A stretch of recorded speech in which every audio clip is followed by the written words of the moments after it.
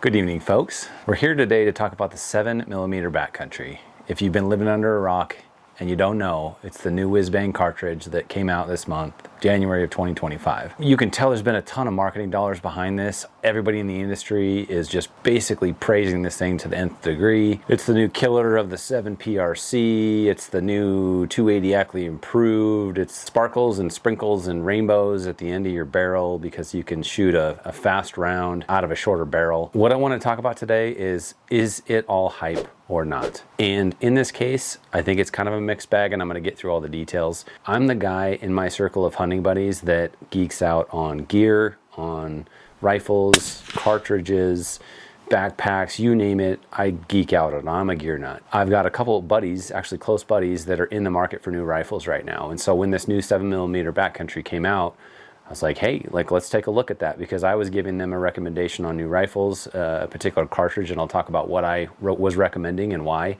And I felt like I needed to put something together. So depending on who you watch and who's paying for that opinion, it's going to vary on what information you're getting and what ultimately the outcome of that video or that review is going to be. So this ultimately is for my buddies that are in the market.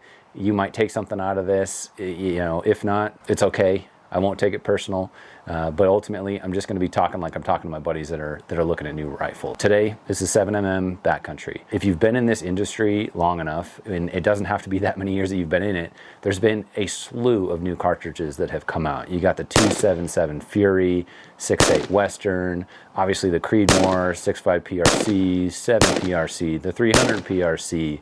You know, the list just continues and it goes on, right? It's all marketing. Some have been improvements, like true improvements. Others have been more marketing, just trying to find a niche and going after certain segments of the firearms industry and those consumers. The 7mm Backcountry, obviously you can tell by the name, it is really aimed towards those that are looking for ultimately lighter rifles. And the new thing in our world right now, which I fall in this category, I am actually a big proponent of suppressors, and I can personally speak to the fact that having a 24-inch barrel with a 7 or 9-inch suppressor off the end of it, it can be cumbersome. There's no way around that. And this rifle, the 7mm Backcountry, you can tell that they really are doing their best to market this as a rifle that you can cut down. You know, they advertise speeds out of a 20-inch barrel intentionally, thinking that it's going to be for those guys that are running this suppressed.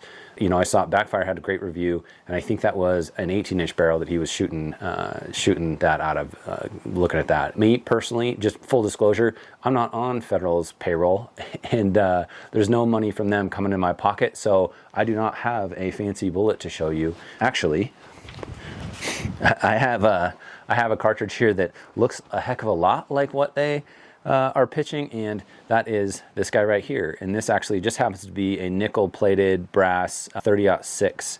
I want to say this might be a terminal Ascent. Just my background, started hunting with the 30-06. It seems to be that there's the 30 cal crowd and there is the 7mm crowd. And looking back on it, when I was first getting into hunting, I asked my dad, I was like, hey, what do you recommend I go with for a rifle? And he said a 7mm. Go with a rem mag. And you know, me being what typical guys will do is I'm like, yeah, Dad, you probably think you know what you're doing, but I'm gonna go with a 30-06. Both are great rifles, both very versatile. I'm a 30-06 guy. Eventually actually got the 6.5 PRC for my kiddos, a little less recoil, flatter shooting. I really liked the tight tolerances on that round. And then my last purchase was a 300 Win Mag. So I probably fall in the category of the 30 caliber crowd. I understand that the 7mm, that 284 is a great round, great diameter. It can do a lot, and there is a lot of positives to this new cartridge, but it's kind of window dressing a little bit, and I'm going to get into why. The big selling point that you're going to see, everybody's going to talk about, is how this thing is faster. It's flatter shooting. It's a smaller cartridge as far as it is smaller in diameter than a 7mm PRC.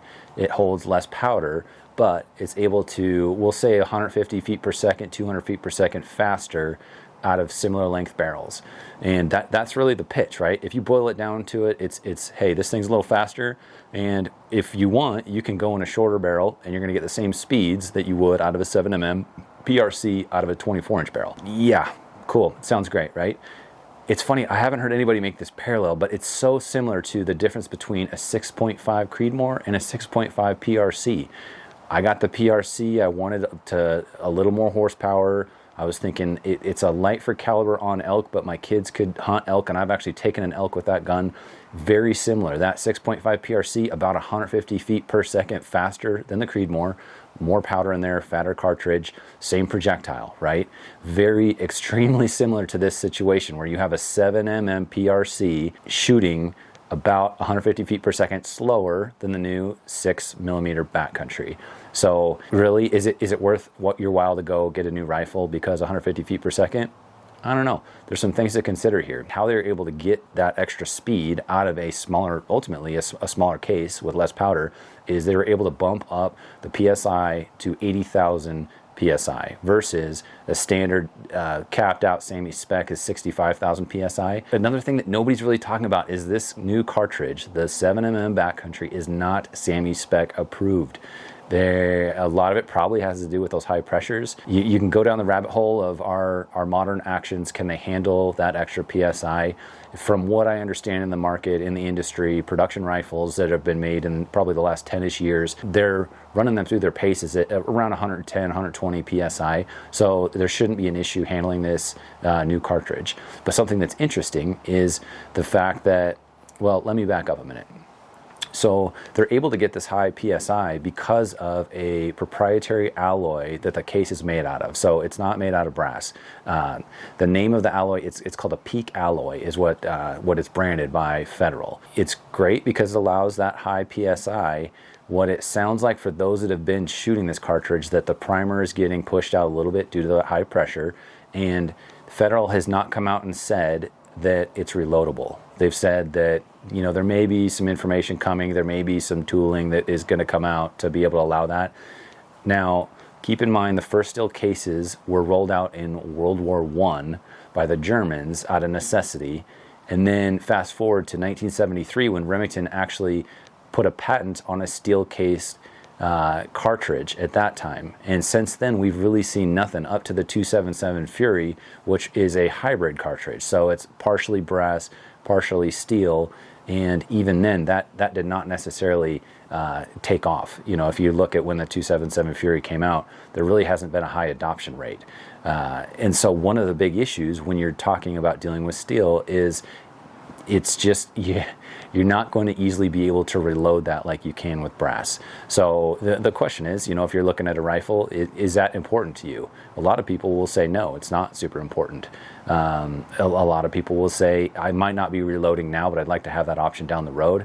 Definitely opens up a lot of possibilities. One of the things I worry about with this rifle is, in one of the knocks from those that have got their hands on it and put it through their paces, if they're being honest, is the fact that the grouping is not amazing on this cartridge.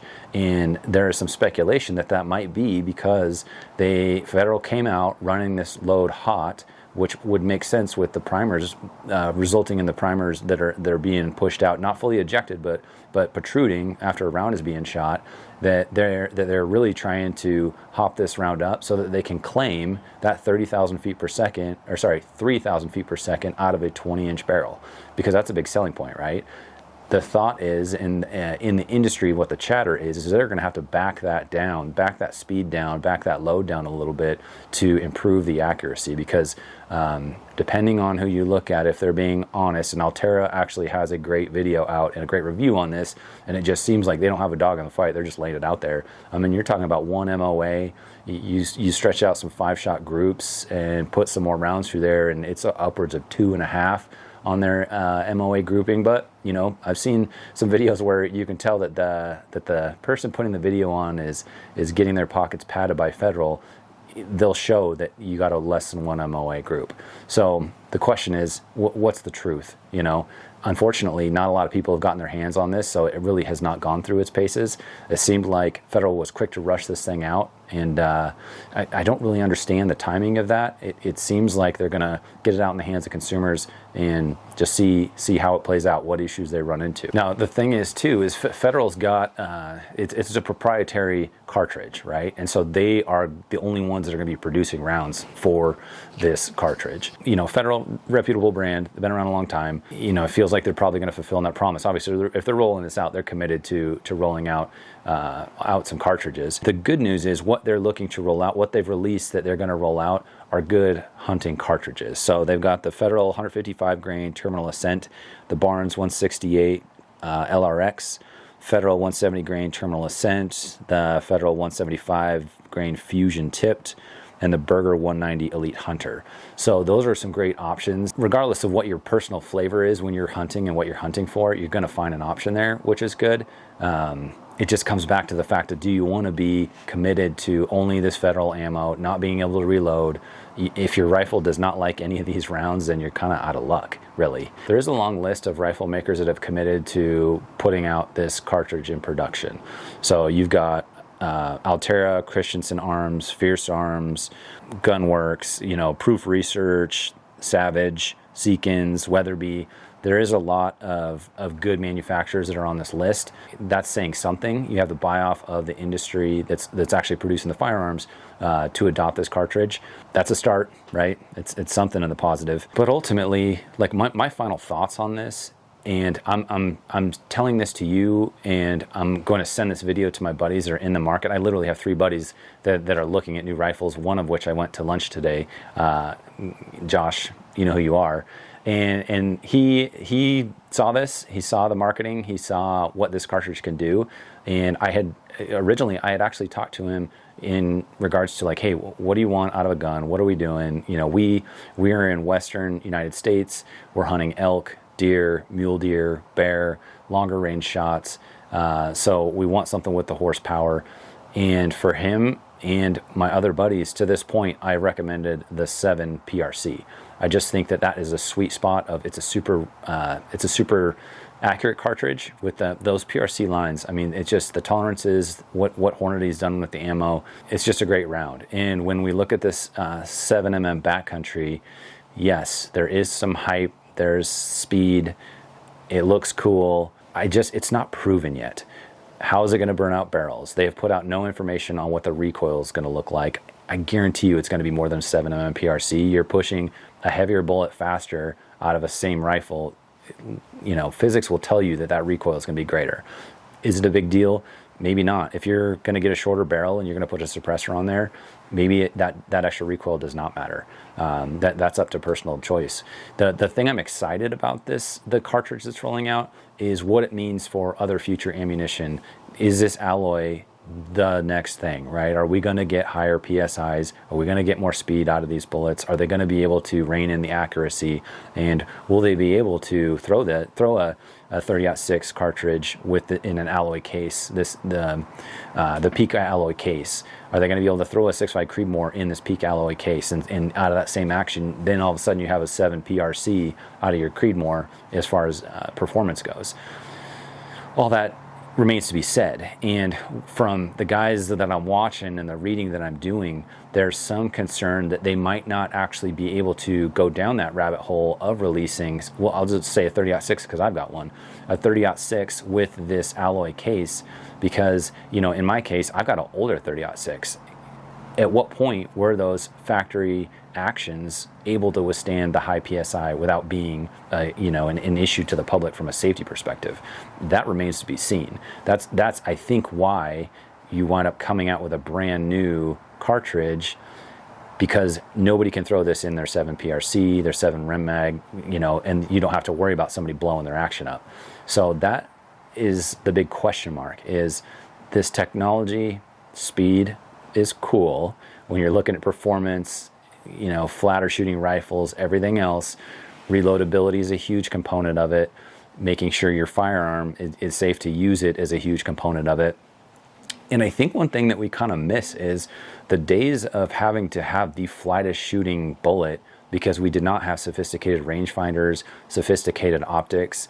Like that's kind of gone away. It used to be, you might have a fixed 4-power scope on a, and you wanted to run on a 300 Win Mag because you knew at 300 yards, you're just holding on its back and you're going to be in the Boilermaker. So anymore, I mean, it depends on how much you want to spend. You can have a Bluetooth connection between your rangefinder and your scope, and that thing talks to it, and you're right on the money. And it doesn't matter if you're shooting a 308 or a 300 PRC. That drop on that 308 is going to be hugely more, but when you're sitting there just looking through a scope that's going to put the dot where it needs to go, it doesn't matter to you at that point. So how much importance needs to be put on an extra 150 feet per second when you've got a 7mm PRC that has tons of killing power out to as far as you as a shooter are able to go? So does it make sense to pour a bunch more fuel on that fire, up the horsepower with a lot of unknowns? I'm not sold on it yet. It remains to be seen what it's going to look like in the long term when you talk about barrel life, ammo constraints. Is there going to be a supply and demand issue, reloading? There's just too many variables here, in my opinion, for me to recommend it to my friends. I'm going to go back to the 7mm PRC as the cartridge I'm going to recommend to my friends if they're looking for a big game hunting rifle that can do it all. I'm still going to recommend a 6.5 PRC for younger shooters, smaller shooters, maybe recoil sensitive shooters. You know, my son, last year, he got his first buck with a 6.5 PRC with a suppressor on it.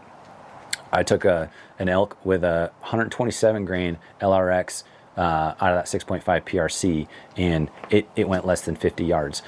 But I've also done that same thing with the 300 Win Mag with 180 grain, and it didn't go 50 yards either. So it's interesting. The pitch on the 7mm Backcountry is, well, you can put an extra 15 grains of a bullet in this rifle versus a 7mm PRC, and you're going to get XYZ speed and all this extra, performance. And we're splitting hairs. I think in this industry, there's two schools of thought. There's those that are like, man, I've rocked this 30-06 forever. Why in the world do I need to change it? It's killed everything that I shoot at and pull the trigger. And then there's those of us that like geeking out on gear, and we want the best, the greatest, what's the new thing coming out? What's the greatest technology? And it is sometimes detrimental to just be the first on the bandwagon, because it doesn't always pan out to be what you think it is. And I think this is a case with just such a shift to the steel alloy case. And you can look at history and see, okay, this started in 1914. They gave it another shot in 1973. And here we are in 2025 giving it another shot, when nobody's been able to put this puzzle together. And really there's been no need to. So we'll see. I mean, leave your comments below and let me know, hey, what do you think? Is this the unicorn? Or are we just getting sold a bag of goods here and it's just all marketing? Let me know. Thanks.